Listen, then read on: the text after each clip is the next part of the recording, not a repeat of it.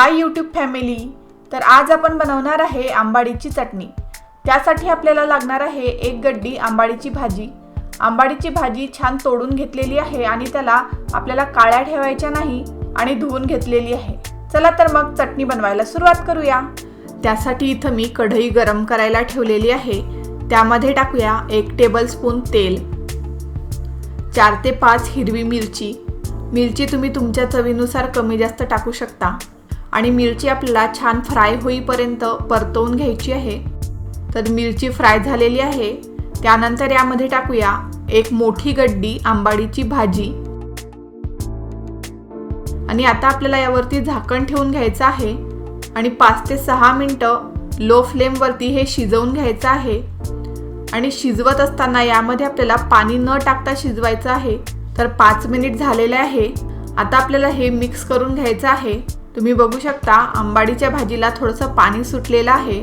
आता आपल्याला हे पाणी आटेपर्यंत मीडियम फ्लेम वरती परतवून घ्यायचं आहे। तर आता तुम्ही बघू शकता आंबाडीच्या भाजीला थोडंसं तेल सुटल्यामुळे हे कढईला चिटकणं बंद झालेलं आहे।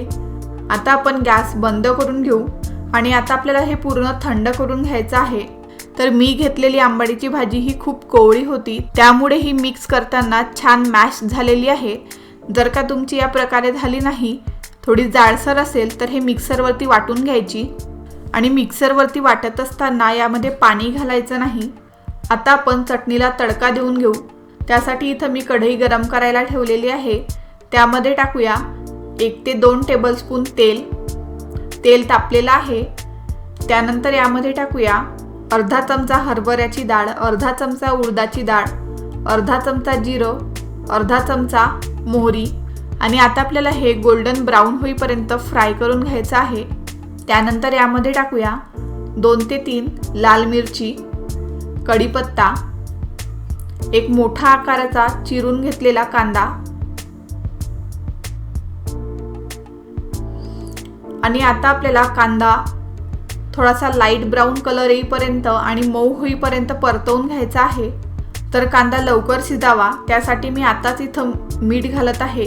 तर यामध्ये घालूया चवीनुसार मीठ। मी इथं 2 टीस्पून मीठ टाकत आहे। तुम्ही तुमच्या चवीनुसार कमी जास्त टाकू शकता। तर कांद्याला ब्राऊन कलर आलेला आहे। आता आपण यामध्ये टाकूया शिजवून घेतलेली आंबाडीची पेस्ट आणि आता आपल्याला हे व्यवस्थित मिक्स करून घ्यायचं आहे आणि ह्याला तेल सुटेपर्यंत परतवून घ्यायचं आहे। तर आंबाडीच्या चटणीला तेल सुटलेलं आहे। आता आपण गॅस बंद करून घेऊ। तर आपली आंध्रा स्टाईल छान आंबट, तिखट, ओल्या आंबाडीची चटणी तयार झालेली आहे आणि तुम्ही हे चटणी 8 ते 10 दिवसांपर्यंत फ्रीजमध्ये स्टोअर करून ठेवू शकता। तुम्ही हे चटणी भातासोबत खाऊ शकता किंवा पोळीसोबत खाऊ शकता आणि तुम्हाला आवडत असेल तर डोस्यासोबत पण ही चटणी तुम्ही खाऊ शकता।